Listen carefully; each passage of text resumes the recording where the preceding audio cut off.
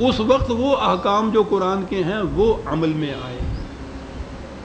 اور یہ جتنے احکام تھے انفرادی طور پر صدقہ، زکوٰۃ، خیرات وغیرہ کے، یہ احکام ابینس میں جسے آپ کہتے ہیں منسوخ نہیں ہونے کی بات، یہ معطل ہو گئے اس دور، ضرورت ہی نہ رہی. جیسے قرآن نے کہا ہے کہ نماز سے پہلے وضو کیا کرو، پانی سے یوں ہاتھ منہ دھویا کرو، اور اس کے ساتھ یہ کہ پانی نہ ملے تو پھر مٹی سے مسح کر لیا کرو. تو وہ مسح اس وقت تک کے لیے ہے جب تک پانی نہ ملے. جب پانی مل جائے تو پھر مسح کا حکم پیچھے چلا جاتا ہے، پانی والا حکم آگے آ جاتا ہے. یہ جتنے احکام تھے انفرادی اور ذاتی طور پہ صدقہ، خیرات، زکوٰۃ کے، یہ پھر جب نظام قائم ہو گیا تو کوئی بھوکا ہی نہ رہا، تو یہ حکم کہ بھوکے کی روٹی کا انتظام کرو وہ تو معطل ہو ہی جانا تھا. کوئی نادار ہی نہ رہا، یہ بات کہ نادار کی مدد کیا کرو سوال ہی باقی نہ رہا. یہ طبقاتی تقسیم ہی ختم ہو گئی. تو یہ احکام جو تھے، یہ جنہیں میں نے اپنے ہاں جب نظام پیش کیا ہے قرآن کا، انہیں عبوری دور کے احکام کہا ہے. ٹرانزیشنل پیریڈ ہوتا ہے ہمیشہ ہر نظام میں، ابتدا ہوتی ہے، اس کے انتہا تک پہنچنے کے درمیان مختلف مراحل سے گزرتا ہے نظام. اس مراحل میں سے جب یہ گزرتا جائے تو اس میں یہ احکام جو ہیں وہ عبوری دور کے ہوتے ہیں. جوں جوں اس کی ضرورت ختم ہوتی چلی جاتی ہے یہ پیچھے ہٹتے چلے جاتے ہیں، اور اس کی جگہ اس نظام کے احکام آتے چلے جاتے ہیں، تاں کہ ان میں سے کسی کی بھی ضرورت نہیں رہتی، نظام قائم ہو جاتا ہے. اب اس کے بعد آپ دیکھیے یہ سارے سوالات حل ہو گئے کہ یہ صدقہ اور زکوٰۃ و خیرات اور اس قسم کے ذاتی طور پہ بھوکوں کی روٹی کے انتظام کرنے کے احکام جو ہیں، اس کے بعد وہ احکام موجود ہی نہیں رہتے. قرآن میں رہنے دیا اس لیے کہ جب پھر اس قسم کا کوئی وقت تم پہ آ پڑے کہ پھر تم سرمایہ دار بنو اور سرمایہ داری کے نظام سے تم نے یہ نظام ربوبیت قائم کرنا ہو تو اس دور میں پھر یہی احکام آ جائیں گے آپ کے ہاں جو قرآن نے دیے. معاف رکھیے.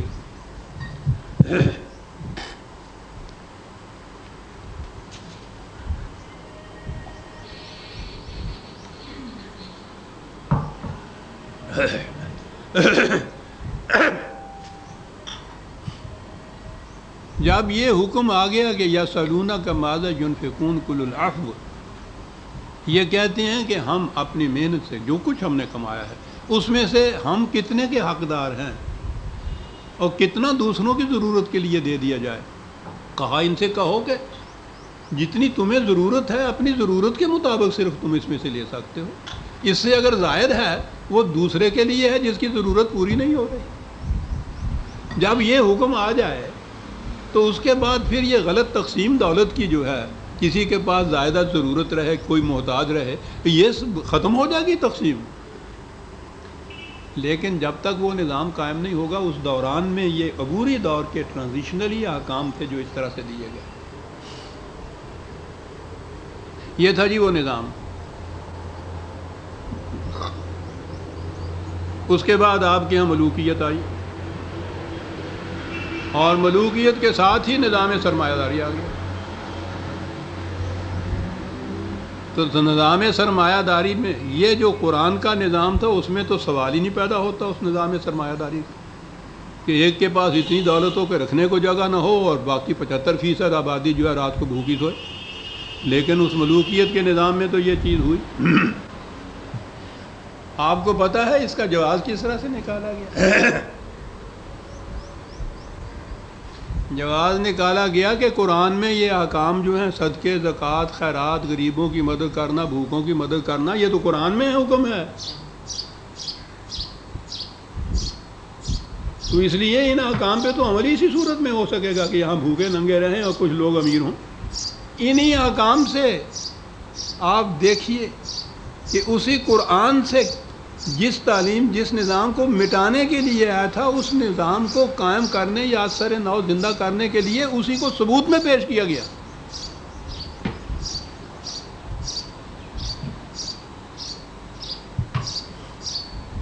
کیسے تعویلیں کی گئیں، کیسی کیسی پھر حدیثیں وضع کی گئیں، ایک مثال ہے، بن نہیں پڑتی تھی یہ اس قسم کے قرآن کے احکام کے سامنے کہ بات کریں کیا. ایک ہی آیت میں دیکھ لیجئے، سورہ توبہ کی آیت 34، 9/34. آیت کا اگلا حصہ پڑھتا ہوں. پہلا تو یہ ہے کہ یہ مذہبی پیشوا جو ہیں لوگوں کا مال ناجائز کھاتے ہیں اور خدا کے راستے میں روک بن کر کھڑے ہو جاتے ہیں. یہ تو ان کے متعلق. اگلا حصہ ہے والذین یکنزون الذھب والفضة ولا ينفقونها فی سبیل اللہ فبشرهم بعذاب علیم یوم یحمى علیہ فی نار جہنم فتکوی بها جباہهم وجنوبهم وظہورهم ھذا ما کنزتم لانفسکم فذوقوا ما کنتم تکنزون. جو لوگ مال و دولت جمع کرتے رہتے ہیں اور ضرورت مندوں کی ضرورتوں کے لیے اس کو کھلا نہیں رکھتے، ان کو اے رسول اعلان کر دو ان کو اس چیز کی، وارننگ دے دو ان کو کہ یاد رکھو اس کا نتیجہ ایک دردناک الم انگیز تباہی ہوگا. اور اسے محسوس مثال میں سمجھایا کہ جب تمہارے ان سکوں کو، اس زمانے میں نوٹ نہیں ہوتا تھا کہ آگ پہ رکھیں تو جل جائے، سکے ہوتے تھے روپے وغیرہ کے، ان کو تپایا جائے گا جہنم کی آگ میں. مری مثال سے بات سمجھائی. اور داغا جائے گا اس سے تمہارے ماتھوں کو، تمہارے پہلوؤں کو، تمہاری پشت کو، اور کہا جائے گا کہ یہ وہ دولت ہے جو تم نے غریبوں محتاجوں کے لیے کھلی نہیں رکھی، اپنی ذات کے لیے تم نے اس کو اپنے پاس جمع کر رکھا، تو آج مزہ چکھو اس کا جو تم نے اس طرح سے جمع کر رکھا. عزیزان من، کوئی اس کی تعویل ہی نہیں بن پڑتی تھی. دولت کے جمع کر، میں ایک آیت کہہ رہا ہوں، 20 آیت قرآن میں ہے دولت کے جمع کرنے کے خلاف. تو جب دولت جمع نہیں ہو سکے گی تو سوال ہی نہیں پیدا ہوگا کہ ایک طبقہ امیر کا ہوتا ہے. امیر تو ہوتا ہو جس کے پاس ضرورت سے زیادہ دولت ہو. قرآن نے 20 مقام پہ اس چیز کے متعلق اور اسی شدت سے کہا کہ جہنم کی آگ ہوگی، وہ آگ جو تمہارے دلوں کو جلا کے رکھ دے گی ایک جگہ. یہ کچھ رہا ہے. تو اب ان آیات کی موجودگی میں وہ نظام کس طرح سے ہو کہ اس میں غریب بھی رہیں، بھوکے بھی رہیں، ان کے پاس زائدہ ضرورت دولت بھی رہے. ان کے موجودگی میں یہ نظام تصور میں نہیں آ سکتا تھا. اس کے لیے ان کے پاس بڑا عجیب حربہ تھا. ایک حدیث یا روایت وضع کی، اسے منسوب کر دیا رسول اللہ صلی اللہ علیہ وسلم کی طرف. آپ کو پتہ ہے اس آیت کے لیے حدیث کیا آئی ہوئی ہے؟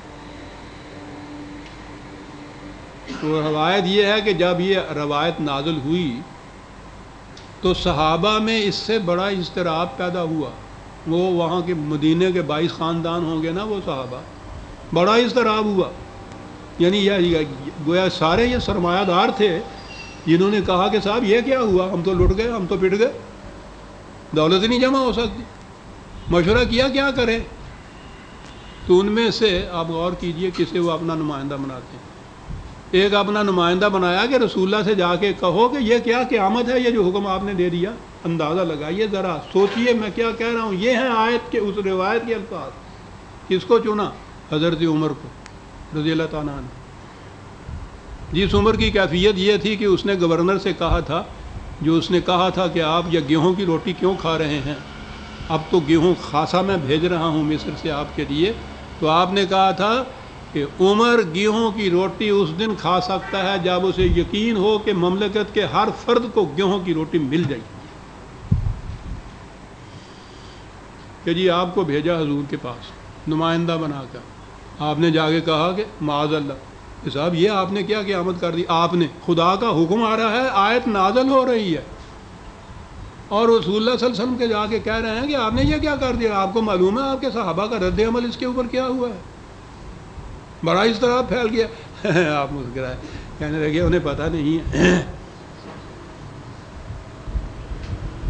اس کے ساتھ ہی زکوٰۃ کا جو حکم آ گیا ہے اس کے معنی یہ ہیں کہ جتنا جی چاہے جمع کرو، اس میں سے 2.5% خیرات کے طور پر دے دو، سارا مال پاک ہو جائے گا. کہا کہ وہاں جب یہ حکم سنایا گیا تو نعرہ تکبیر بلند ہوا، اللہ اکبر، بچ گئے.